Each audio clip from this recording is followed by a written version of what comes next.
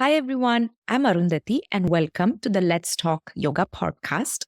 If you are a regular listener, I hope you continue to get value from all that we offer here on the Let's Talk Yoga podcast. If you have not yet left us a rating or a review, I request that you take a moment, pause this podcast, and give this podcast a rating as well as a review. It is the only thing that helps us keep this podcast sponsor free and ad free so your listening experience is uninterrupted and of high quality. On the show today, I have a conversation about Om and all things Om with Indu Arora.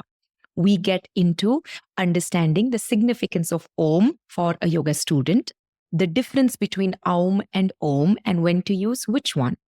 The three syllables, U, and Ma, which one is more significant and when to you chant it in a certain way. We understand Om as a sound, a mantra, and a symbol. Indu also deconstructs the symbol and how the sound of Om and symbol of Om impact us in our everyday lives. We also talk about recognizing the significance of Om in yoga for yoga students and so much more. There's also a workshop which is called All About Om that Indu is hosting in March. She gives us all the details to her course at the end of today's episode. So make sure you stay till the very end if you would like to learn about Om in deeper context. Indu Arora is a yoga teacher, an author, and no stranger to the Let's Talk Yoga podcast. She has done many episodes here with us, and each one is in depth and rich, and it is like sitting in a teacher training with her every time she is on the show. I hope you get tremendous value from this conversation about Om. And remember that there is a workshop that will take you into more depth if you enjoy this episode. Here is All About Om with Indu Arora. Hi, Indu. Welcome back to the Let's Talk Yoga podcast. It is my pleasure to be back, Arundhati. I have been thinking about this conversation for several days at this point. It's been my podcast dream to have a dedicated episode about Om. And I am so honored that it is you. And I know you have an offering coming up about the topic Om. Okay. We'll save that for the very end of this conversation. But as yoga students, and why is Om so significant? It is there in yoga classes, asana classes. The symbol of yoga is in yoga studios. We see it in yoga books. We chant it. Why is Om so significant for a yoga practitioner? It's a really wonderful question. When we are drawn towards something, which is a philosophy first, it becomes almost non-negotiable to explore the idea behind Om. It is said, it is understood, there is a story of Om, Arundhati, that when Brahma created the cosmos, Brahma is considered to be the deity, the divinity associated with creation, the creative power. It created with the energy, with the sound of Om. And it is Om which became transformed into what we understand as three syllables, A-U-M, which actually symbolize the power of creation, sustenance, and dissolution.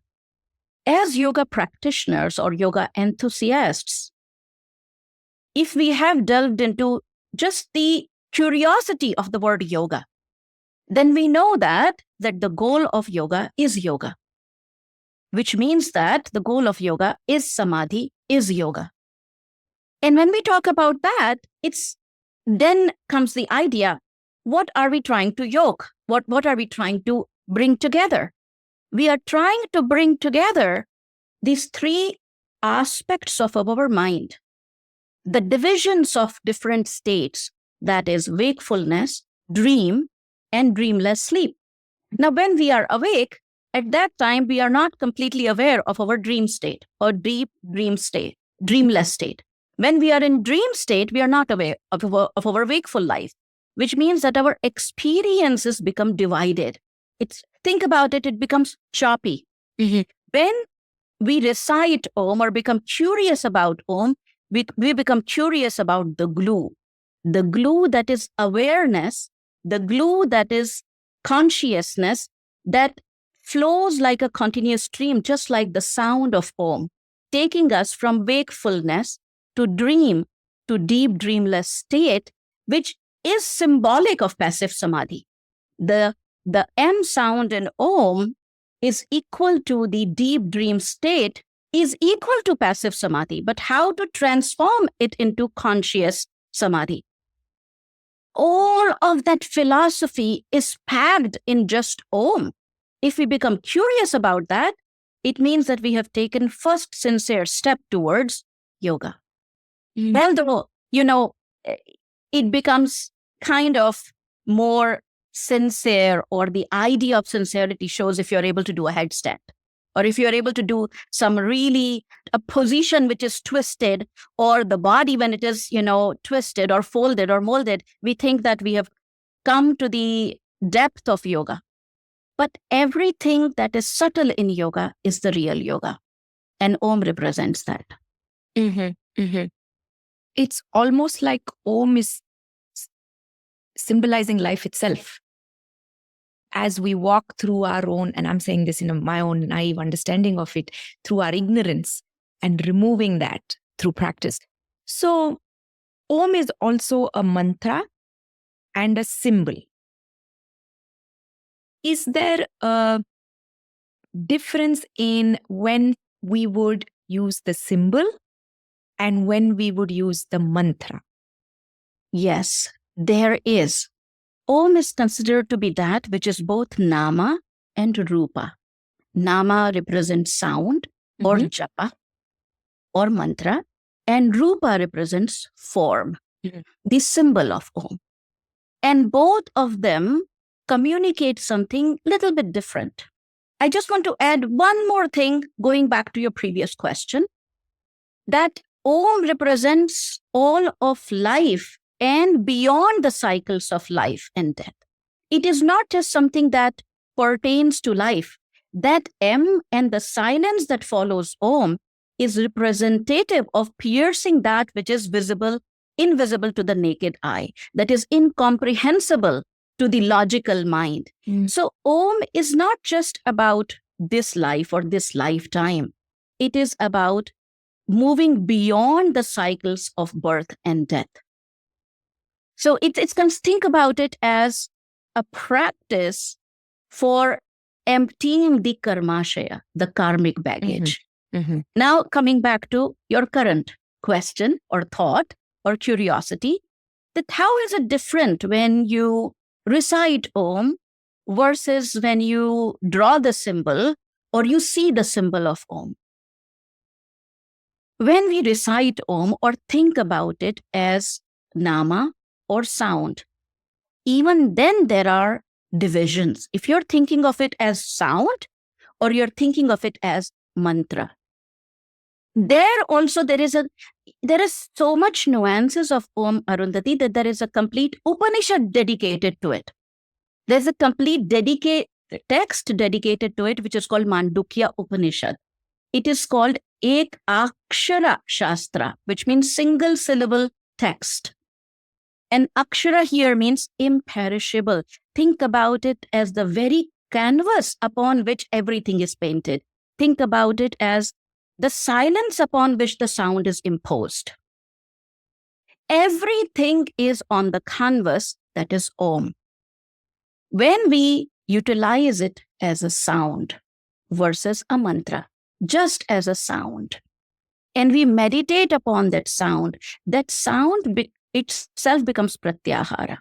When we repeat it mentally over and over and over again, or recite it in the form of sound, when we say in the form of sound, then the focus will be on humming. The focus, generally, a question comes to the mind that, oh, should I recite Om focusing on A or U or M? And maybe you already have that question in mind. But, so I'm going to park that.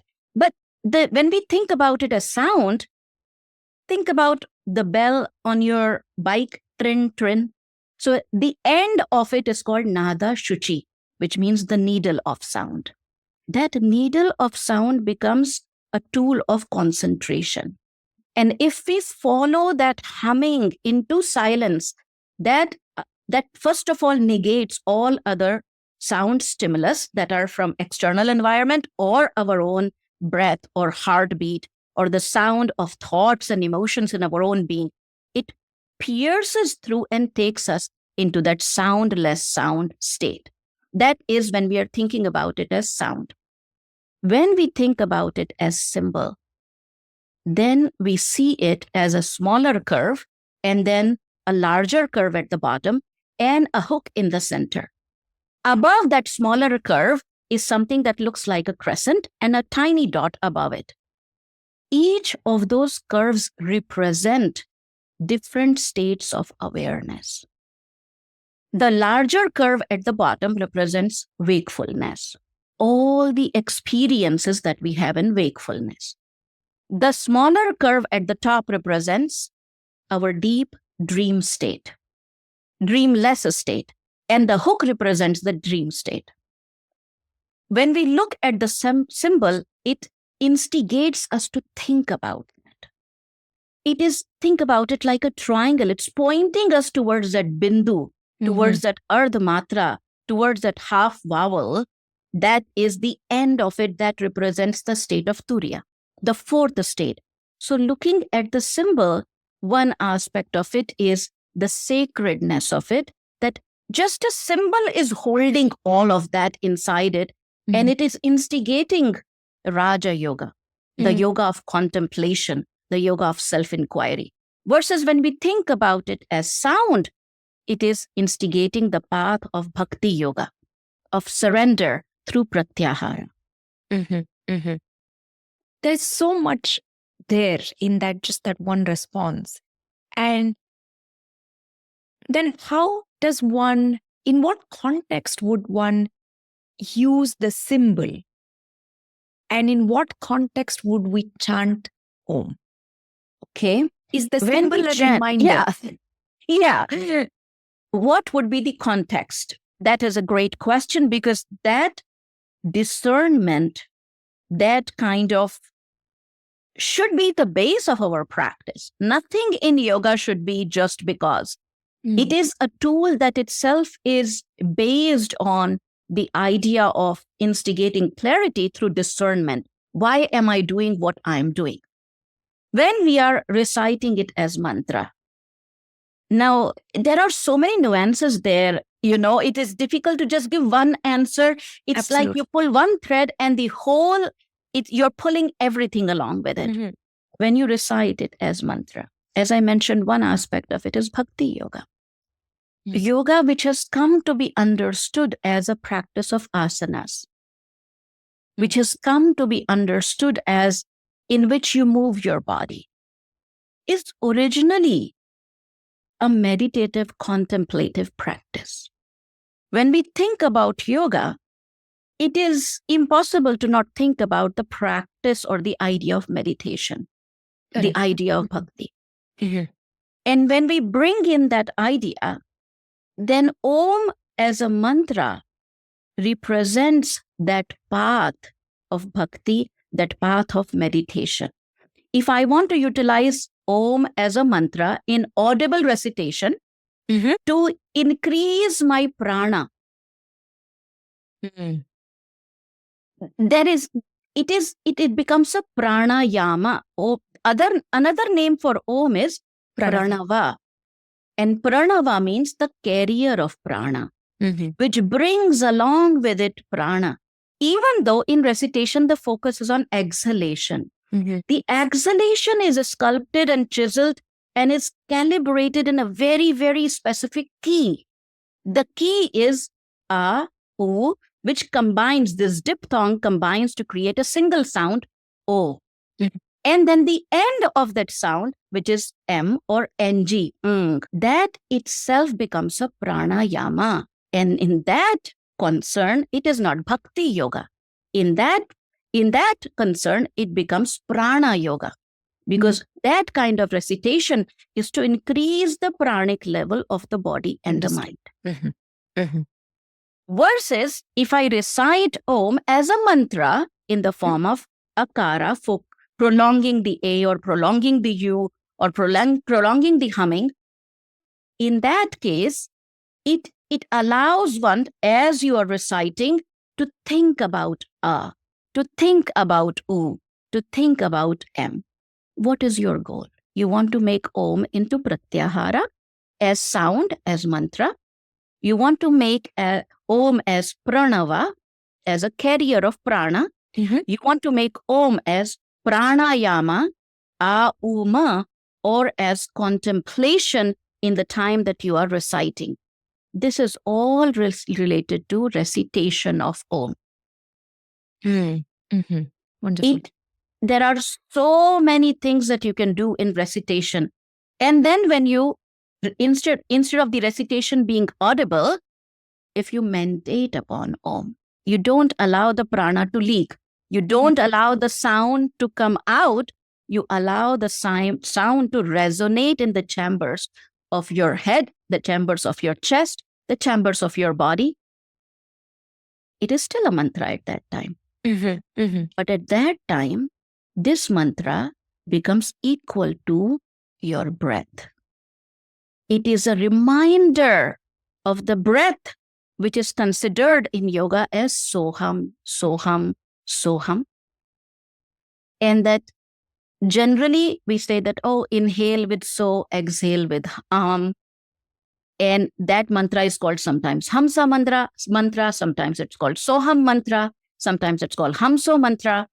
But whether it is soham, hamsa, or hamso, it is nothing but a variation of Om. When you meditate upon it, you are refining your prana itself into consciousness.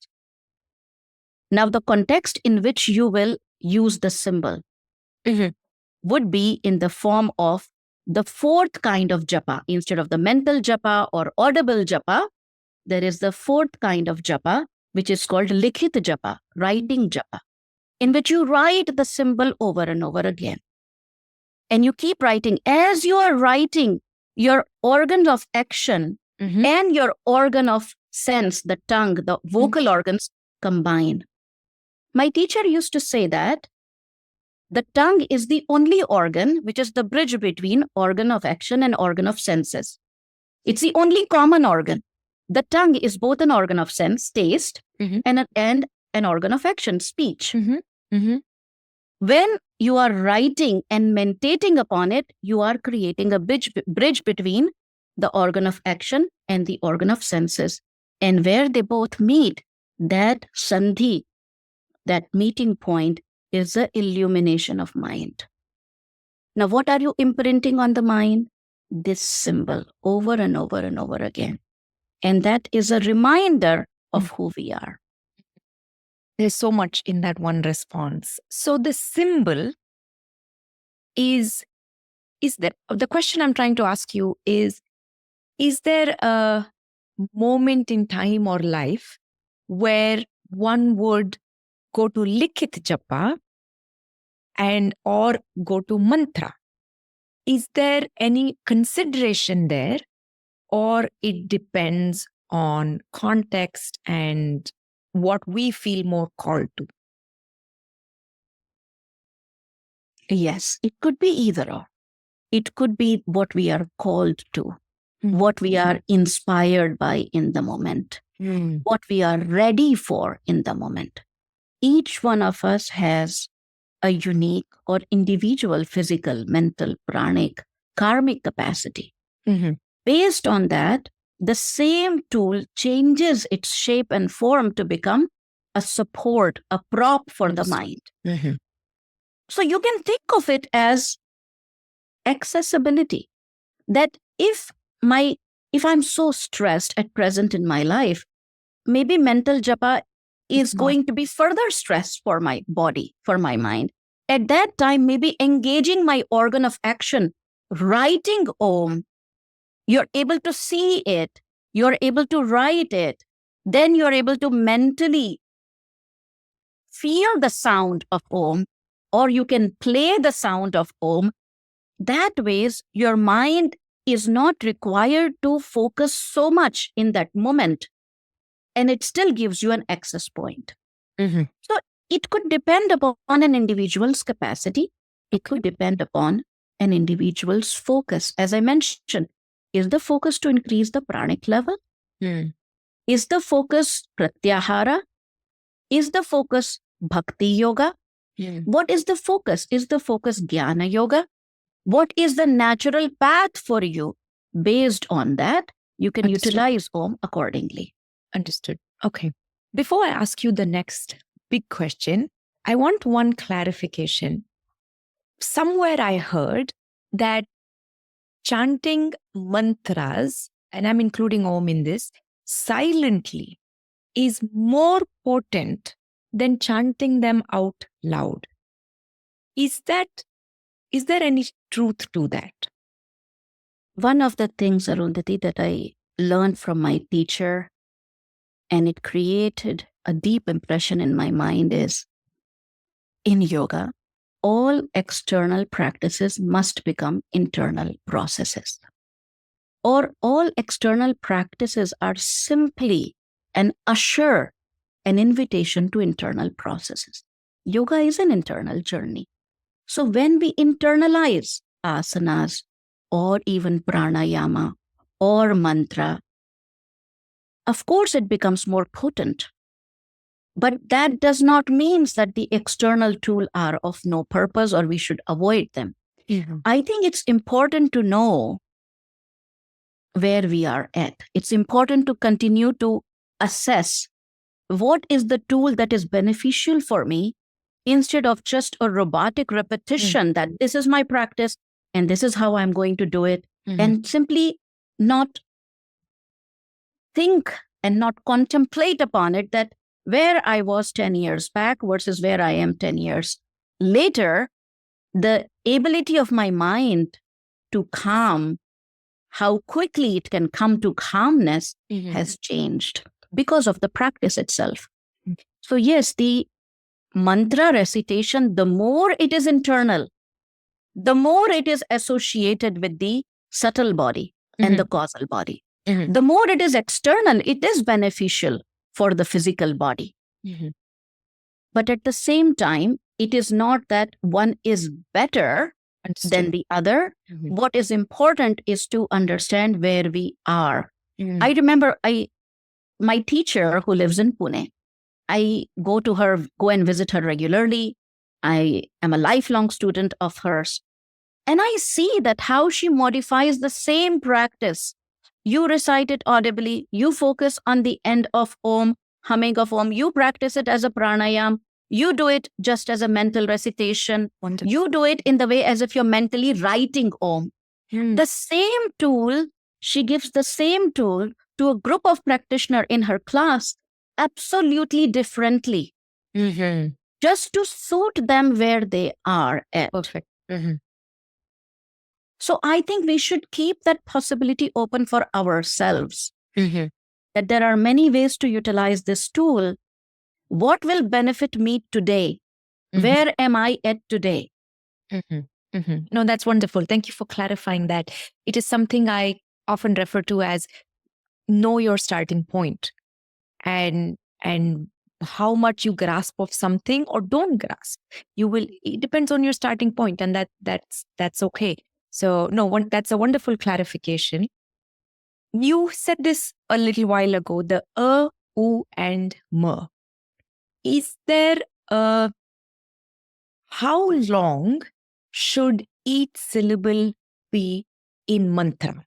Is the longer, u longer, or m? I've heard different versions, different contexts. So what is the length, or what should we consider while chanting Om? There are various ways to respond to this question, and I'm trying to consolidate a response. This is one way to look at it. If you want to recite it as pranayama, that itself has two ways to recite it. Either as an udgit pranayama, in which the focus is on the diphthong O, where you prolong that. And what that does is it helps in increasing, making the energy more fiery and rising up. Udgit means the uprising. And that's related to the fire element. Versus, I can recite it as Brahmari Pranayama, where I focus on the humming or the ng. When I utilize it that way, in that case, the result of it completely changes, because now I'm pertaining to the practice is pertaining to the ether element, not fire element. The practice is not so much for concentration, it is for pratyahara and going into a meditative state of silence or quietening. That itself changes. Now here, the focus is not on AUM, but on O and end. And that changes as a pranayama. Versus when I'm reciting it as only as A, or only as U, only as humming, not combining them together, just separately. I want the listeners to try this out.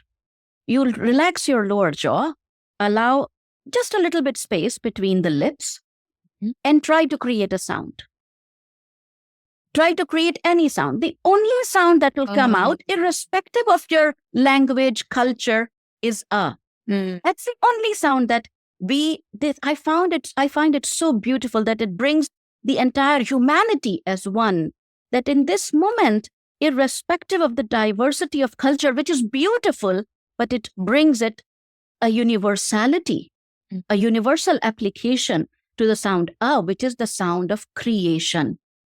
Now, as long as I am reciting A or focusing on A, think about this. Your entire life, from the birth till this very moment, if you have to create a zip file of that, every event, pleasant, unpleasant, that has happened in your wakeful life, if you have to create a zip file of it and name it, it will be called A. It will be symbolized by the sound and letter A. That is the name of that zip file, which contains in seed form your entire wakeful life. And in this moment, when you're reciting it, there is a possibility, there is this idea, there is that potential to rise beyond the likes and dislikes, which are called raga and dvesha, as if you are rewriting all of that just as just infusing it with consciousness. In the same way, now I would suggest or request the listeners to not just drop the lower jaw, but round the lips, as if you're saying something really out loud. Anyone, anything saying out loud, the only sound that will come out is O. O. An O sound represents the dream state. When a practitioner recites O with zoomed in focus or individually, just as a sound, not even combining it in the context of Om, just separately as O, in that moment, there is a possibility of all possible experiences, pleasant and unpleasant, that have ever happened in your life in dream state to consolidate in a zip file and name it U. This is a way to move forward in yoga. You are packing everything, packing all attachments and aversions, infusing it with consciousness, moving from wakeful to dream to deep dreamless, that is represented by M. With that, what I'm trying to say is, when you separate the individual syllables, your focus is not just individual, your personal wakeful life or physical body, your personal dream life or subtle body, your personal deep dreamless state of mind or causal body. It is about you and the cosmos. The sound A does not just represent your physical body. It is at the macrocosmic level, it is called Virata, which means the body of the cosmos. It is not just your physical body. Along with the that is your physical body, you are taking along with yourself in that moment, in that sound, the physical, gross, corporeal body of the cosmos. There is that union, there is that transcendence from that separation, and there is that union of the physicality of the cosmos and you, of the subtlety, which is called Hiranyagarbha, of the cosmos and you, and that which is invisible to the naked eye, which is called causal, of this cosmic body and you. And together we move towards that state, which is called Turiya, the fourth. So the answer is, it depends. You want to practice it as Udgit Pranayama or Bhramari Pranayama. You want to practice it as Vibhaga Pranayama, which means the sectional breathing, where A represents the lower lobe of the lungs, U represents the middle lobe of the lungs, M represents the upper lobe of the lungs. You want to practice it as Vibhag Pranayama, or you want to practice it as symbolic of not just your life, but the cosmic body, macrocosmic body, Brahmanda, and your body, Pinda, as one. I wish, as somebody who's hosting this, I could pause this and let it sink in for me. There is so much depth to just this one sound and mantra. So much. Reminds me of a question that I should have asked you a little earlier in the conversation. And the difference, and it's a common one that comes up in the yoga world, is Aum and Om. Is there a difference between these two sounds? Because I've seen some debates of Aum is correct, Om is correct, and I've used both in different contexts. So what is your opinion on, or not opinion, what is your take on Aum versus Om? Both are correct. Mhm. When you recite it as Ao, automatically there is that tapering of focus and energizing. Versus when you say Om, there is more of a parasympathetic response, calming, relaxing, grounding. It depends. Once again, the answer is, it depends. Both are correct. The difference here is, as Om, you are reciting it as single syllable sound, where M is not a syllable here. M is not a syllable in the sense of a consonant. You know, there is a consonant M. That is why I'm constantly reminding that it is not M, it is NG. It is a sound, it is not a consonant. An NG sound in Sanskrit is a vowel known as Anuswara.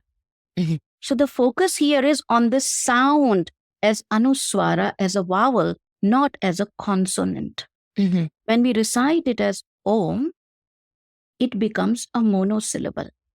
When we recite it as Aum, it becomes a diphthong. So there, A and U, both are pretty easily discernible to the hearing. So then we are separating it as two sounds instead of single sound. Both are correct. In Aum, it is more related to the concentration. In humming, it is more related to, think about, slight difference between dharana and dhyana. Dharana is that concentration, that focus, fiery quality, versus dhyana is this etheric quality. And that is the difference between both the recitations. Sometimes, and this is just my experience, and it's a very naive experience, Aum for me is energizing. Yes. And Om is soothing, pacifying. So it's almost like morning I would go Aum, evening I would go Om. But that's just my own experimenting with the sound. So I know there is so much more in Om that we have to get to. But I want to ask you one final question, okay, for today. Is how does someone listening to this episode, how do they incorporate Om into their everyday life? everyday life is no different than practice. Just a minute back, you mentioned that in the morning you recite it as Aum, which is what we discussed, that it is about energizing. And at the end of the day, it is more Om, which is more calming. Think about morning as Tadasana, you get up from the bed, and evening as Shavasana, you lay down on the bed. Life itself mimics yoga, if only if we start observing. In our everyday life, we go through, only if we start observing, oh, I am awake, my senses are awake, I am listening, I'm seeing, I'm hearing, I'm sensing. That is all Throughout the day, whenever it catches your attention, whenever your mind comes to this moment, mentally just keep saying, that itself will infuse your everyday activity with the sacredness, with the auspiciousness, with the consciousness. Versus before going to bed, you can pay attention to, or sometimes in daytime also, we start daydreaming with eyes open. It is a reminder of the rising of the alphabet and sound oo in our mind. The point is, throughout the day, anytime it catches your attention, bring these sounds to life. Or in the morning when you are in that hypnagogic state, neither completely awake nor completely asleep, in that time, just bring into your mind the sound of humming. It is about utilizing everyday activities and as an excuse to superimpose them with yoga practices. You don't need a special posture. You don't need any prop. You just need reminders. Of course, you can start infusing your practice with Om as pranayama. Sometimes for practitioners, Anuloma Viloma or Bhastrika or Ujjayi is too much as a technique, or to even remember the steps or to incorporate. Let it go. Mantra is the most original pranayam. All pranayams which we practice now as techniques are derived from mantra. So if you are practicing mantra, you are practicing pranayama. So don't worry about the technique. Just start reciting Om, but recite it in the way, one of the ways that the texts describe is tel dharavat, which means like a continuous stream of oil. One sound of Om merging into the other sound of Om, merging into the other sound of Om. And that itself becomes pranayama, that itself becomes dharana, that itself takes us to dhyana, that itself becomes Raja Yoga. It becomes everything. So if you're trying to infuse your practice with it, you can begin or end with this, or even in your practice of asanas. Sometimes we are so confused and perplexed. Should I inhale? Should I exhale? What should I do with my breath? Don't worry about it. Just recite Om. Om becomes the calibrator of prana. When you are exhaling, you're not holding tension. And that's the whole point in asanas, to not tense, not hold tension at the level of nerves, muscles, joints, not hold tension. When you're exhaling, automatically apana is being released, that tension. But that apana is released in a very calculated, calibrated, sculpted manner, which is called Om, which means that it is emptying the body or the lungs in a very, very calculated way. Oma. So it's creating these empty pockets where now when you inhale, those pockets are filled with prana, which would otherwise not be emptied. So you can make it a part of asana. You can make it pranayam. You can make it meditation. You can make it your life. Just find an excuse. Life is giving us every moment an excuse. Are we utilizing that excuse to practice yoga? As always, you give us so much, and you give every question such sincere thought, and you answer it in so many layers and in so much depth. And I've always told you this, I don't know how you do it. I know you have a very enriching workshop coming up, okay? And it is all about Om. Can you tell the listeners how they can be in this live class with you. So you can join this live stream, and if you're not able to attend the live stream because of some engagements or difference of time zone, you will get access to replay. This is a 3-class series. Each class is 3 hours. And it is not just theory. Every class has 3 components: theory, practice, and a time for Q&A. So it is very well structured with focus as you, because the practitioner is the focus. The context is the focus. Just the content Om is not enough. Otherwise, there are so many books written on this subject. But the content has to be in context, and the context is the practitioner. There is one more thing I want to say, Arundhati, that any Indian resident always receives a 50% discount on any of my trainings. So if you are an Indian resident, take benefit of it and reach out through the website. This program will touch upon Om from Bhagavad Gita, from Upanishads, from Tantras, Om as japa, Om as pranayama, Om as mantra, all different ways in which we can think of Om and put it into practice. And it's going to also connect the dots. That is there a connection between Soham, Hamsa, Hamso, and Om? And if there is, what is it? Mm-hmm. Mm-hmm. Can you tell us when this course starts? Yes, the course begins in March, in the month of March. 13th March will be the first class. Each session is separated by a week's time to be able to listen, contemplate, practice, and then we meet next week. So it's a 3-class series stretched over a period of 3 to 4 weeks. Mm-hmm. Wonderful. I will link to the course in the show notes. So anyone interested can sign up and be live with you in class in March. As always, Indu, thank you so much for being here, for sharing all about Om, or at least a little about Om in this episode. Thank you. Thank you, Arundhati. Thank you so much for listening. If you would like to get teacher enrichment free resources, then make sure you are on my monthly newsletter. The link to sign up for that is in the show notes below. I will see you next week with another conversation. Until then, enjoy your practice. Take care. Bye-bye.